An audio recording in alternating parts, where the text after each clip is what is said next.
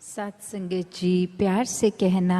धन्यकार जी। एक ये भाव भी अक्सर जो बात अहंकार की आती है, वहाँ ये बात भी होती है कि जब किसी ने मान लिया कि सब कुछ तो हमें आता है, मैं हर चीज़ बखूबी करता हूँ, तो कोई भी चीज़, नई चीज़ या कोई पुरानी चीज़ को ठीक तरीके से सीखने की ये इच्छा कि इसको सीखा जाए, ये अहंकार की वजह से संभव नहीं हो पाता। तो कैसे अपने जीवन में, जहाँ हर कोई ताउम्र छात्र रूप भी बना रहे, एक वो सीखना तो है, पर क्या सीखना है उस पे गौर करें। क्योंकि पूरा दिन अगर हम देखें तो ये आँखें भी, ये कान भी, ये ज़बान भी, ये बुद्धि से भी हर तरह के ये जो हमें इनपुट्स मिल रहे हैं, तो क्या हर एक चीज़ सीख लेना समझदारी है? एक भलाई उसमें है क्या?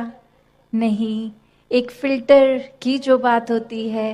कि क्या चीज़ देखकर भी अनदेखी करनी है,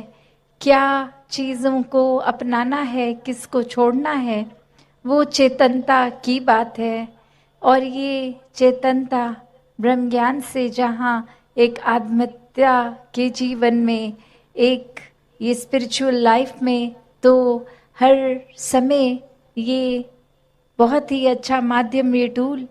पर एक और बात भी देखी जाए कि अगर हम कोई दुनियावी, कोई मटीरियलिस्टिक अपनी रिस्पॉन्सिबिलिटी, कोई काम काज भी कर रहे हैं, कुछ भी कर रहे हैं, तो उसमें भी चेतनता होनी बहुत ज़रूरी होती है। चाहे वो अक्सर छोटा सा एग्जाम्पल ड्राइविंग का भी, कि सड़क पे होते हैं तो अक्सर वही पंक्ति बार बार नज़रों के आगे आती है कि सावधानी हटी दुर्घटना घटी।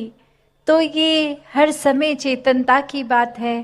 कि कहाँ पे हैं हम इस समय, वो एक एक पल का हमें होश, वो खबर, उस पल में ही रहें। वरना तो सोच एक सेकंड लगता है इधर उधर भागने में, ध्यान भटकने में। तो कैसे जहाँ उपस्थित है शरीर, वहाँ मन को भी उपस्थित रखना है, और ये चेतनता हर समय की जीवन में हो। तो फिर बात वहीं आती है जहाँ से हर बात की ही शुरुआत है, ये परमात्मा, ये निराकार, ये जो बेरंगा है, इसके एहसास में हर समय रहना एक पॉसिबल है। एक हर एक पल इसी के एहसास में जीना संभव है। और ये कोई बहुत कल्पना की कोई किताबी बातें नहीं हैं। हर कार्य करते हुए इसके ही एहसास में अगर रहा जाए, तो ये परमात्मा हमारे जीवन में और गहराई से उतरता है। कैसे फिर जहाँ बात अभी जिक्र भी अहंकार का हुआ, कि कैसे फिर मन हमारा अक्सर इतना ज़्यादा, किसी ने थोड़ी तारीफ़ क्या कर दी, वो ही बात में इतना अपने आप को श्रेष्ठ मानते हुए एक ऐसी विचारधारा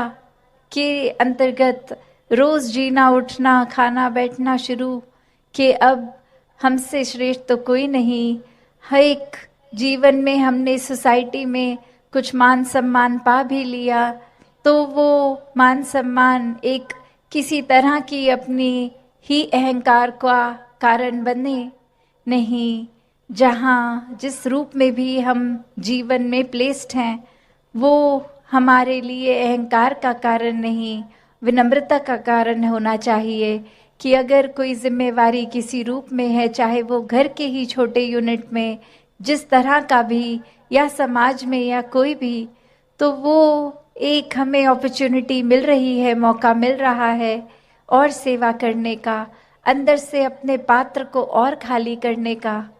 क्योंकि फिर वही बात जहाँ एक फाइन लाइन होती है, एक बहुत ही संकीर्ण सी एक रेखा, जो एक हमारे मनोबल की बात और एक अहंकार की बात, कि कैसे एक हम अपनी सेल्फ रिस्पेक्ट और ईगो के बीच में जो एक लाइन है,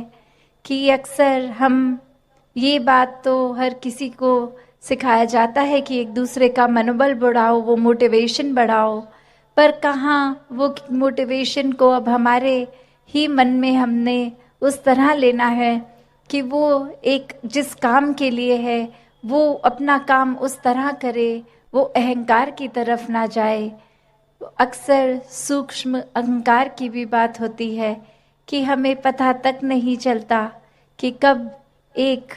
एक छोटी सी जगह से ही हमारे अंदर अहंकार धीरे धीरे घुस रहा है। चाहे वो कोई बड़ा एपिसोड, कोई बड़ी घटना ना हो, एक छोटी सी ही चीज़ कि किसी का कुछ अपने आप से तुलना करके हमने देखा कि उससे ज़्यादा अच्छे हो गए हम किसी बात में, और वहीं किसी के ना जताने पर भी खुद ही इस बात को मन में अहंकार के रूप में लेते जाते हैं, तो फिर ये अहंकार तो अपना घर बनाएगा ही मन में,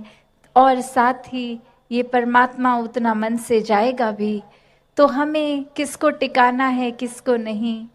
ये शरीर की भी जब बात हो रही है तो हाँ, ये आत्मा जो है वो ज़्यादा इस शरीर से महत्वपूर्ण उस रूप में तो है, पर ये परमात्मा ने शरीर भी इसलिए दिया है कि हम इसकी देखभाल करते गए थे, सारे अपने रिस्पॉन्सिबिलिटीज़ भी निभाएं। जैसे एक मटका या कोई भी बर्तन ले लें, एक बाहर की सुंदरता से ज़्यादा वो मजबूती इम्पॉर्टेंट होती है कि अंदर उस पात्र में क्या है, वो पानी है या जो भी है, क्या टिकेगा। एक थोड़ा सा भी सुराख हो जाए तो वो पानी तो पात्र में टिकेगा नहीं, बह जाएगा। तो उसी तरह ये तन मन धन के साधन ये निराकार ने तो दिए हैं हमें, पर अब हमें इन साधनों को क्या करना है, सदुपयोग तो करना ही है, पर एक वो जो बात कि कैसे उसका सही इस्तेमाल करते हुए उसकी यूटिलिटी उस तरह से निकाली जाए। तो जहाँ ये शरीर भी दिया है जिसमें एक इतनी कैपेसिटी, एक कैपेबिलिटी है, उसको पूरी तरह तो जीना है, एक संत मति के अनुसार पर जीना है। तो दासी और समय ना लेके इन्हीं शब्दों से अरदास निराकार से सभी के लिए कि दातार कृपा करे। जो बातें अक्सर हमें सुनने में इतनी बार सुन लेते हैं तो लगता है कहीं उनकी इम्पोर्टेंस स्थिति है, तो वैसा लाजमी है फील करना। तो यहाँ जो स्थिरता की जो एक सहज रूप में एक गो विद द फ्लो वाली जो बात है, उसका मतलब ये नहीं कि जब कुछ है उसके रिएक्शन पे हमें वैसे नहीं एक गंभीर हो जाना है, नहीं। ये सहजता, ये स्थिरता जीवन में ऐसे आए कि अगर एक खुशी का समय है तो मन इतना हमारा हर्षित हो के, क्योंकि अगर कोई सिचुएशन आई है या कोई वस्तु आई है जिसकी वजह से ये खुशी मिली है, तो वो रूप तो माया का ही है और माया ने तो ढल जाना है। माया को तो परछाई की तरह बोलते हैं। तो कैसे वो अगर एक कोई खुशी का दिन आया है तो वो दिन ने भी समाप्त होना है और वो समय वो बदलेगा भी। जैसे एक अगर स्टूडेंट है तो अगर उसके लिए भी आइडियल सिचुएशन तब है, उसको कहा जाता है कि एक तुम आदर्श विद्यार्थी बनो, अच्छे नंबर लो, उसके लिए अपने लिए स्वयं के लिए भी वो एक अचीवमेंट वाली बात, एक खुशी की बात आती है। और अगर स्कूल की टीचर्स या ट्यूशन टीचर्स भी पढ़ा रहे हों जब, तो उनको भी अच्छा लगता है, माता पिता को भी। तो वो विद्यार्थी अक्सर कोई भी मोटिवेशन को बना के अगर देखे और उसको एग्ज़ाम जब आए, वो परिणाम आया, रिज़ल्ट आया, तो उसमें भी उसके नंबर बहुत अच्छे अगर आ गए, तो वो एक स्टूडेंट के लिए जहाँ आइडियल सिचुएशन है कि अब मुझे इस साल जितना भी एक नॉलेज मेरी बढ़नी थी, मैं उसकी प्राइम में हूँ, मेरा रिज़ल्ट बहुत अच्छा आ गया, मैं फर्स्ट भी आ गई क्लास में। तो पर वो स्थिति ने भी बदलना है। परिणाम फाइनल्स के आते ही वो अगली क्लास में एक प्रवेश होना है। तो कैसे उस समय भी अगर एक स्थिति एक आइडियल थी जहाँ नंबर 1 भी थे और सब अपने मुताबिक हो रहा था, स्वयं से भी खुश थे, एक प्राउड मोमेंट अपने लिए, परिवार के लिए भी था।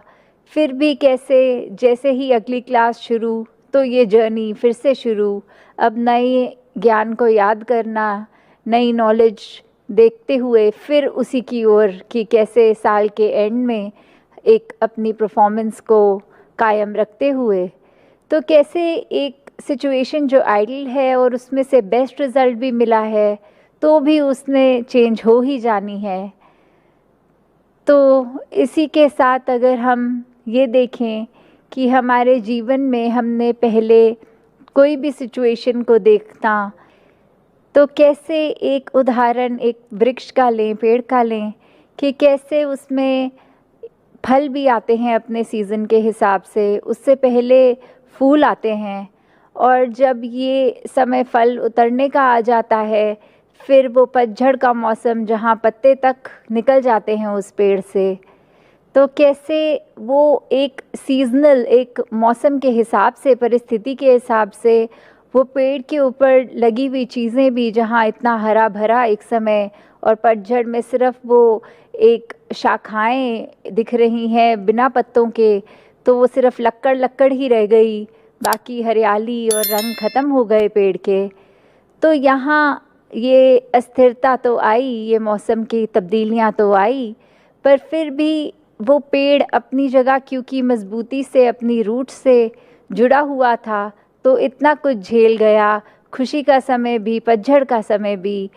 तो कैसे एक जब ये अडेप्टेशन आ जाती है एक मन में, फिर वो भाव कि ये परमात्मा ही है जिसके वजह से हम अपने आप को अडेप्ट कर पाएंगे। अगर हमारी रूट्स, हमारा आधार, हमारी नींव इस परमात्मा के साथ जुड़ी है, इसके साथ ऐसे हम एकमिक हो गए हैं कि हमने फिर कोई अपने मन में और कोई चीज़ ऐसे सिचुएशन वाइज मन के ख्याल ऐसे कोई हमें इतना डिस्टर्ब नहीं करेंगे कि फिर हम दृढ़ खड़े हैं एकदम। तो कैसे जब हम इस परमात्मा, इस निराकार से एकमिक हैं, वही हमारी स्ट्रेंथ है और उसी के आधार पर फिर हमने अपनी कोई भी परिस्थिति को बिल्कुल, जैसे वो गीत की भी लाइन है कि आके लंघ जान दिया ने, कि एक ये स्थितियाँ आती भी हैं अच्छी बुरी, वो ऐसा नहीं है कि वो फील नहीं होंगी, पर परिणाम स्वरूप उसको हमने ऐसे नहीं फील होने देना कि उसके ऊपर डिपेंडेंट इतने कि अपना पीस ऑफ माइंड खो दिया अगर वो ना हो तो कैसे अपने मन को भी मजबूत करने। सत्संगत जी प्यार से कहना धन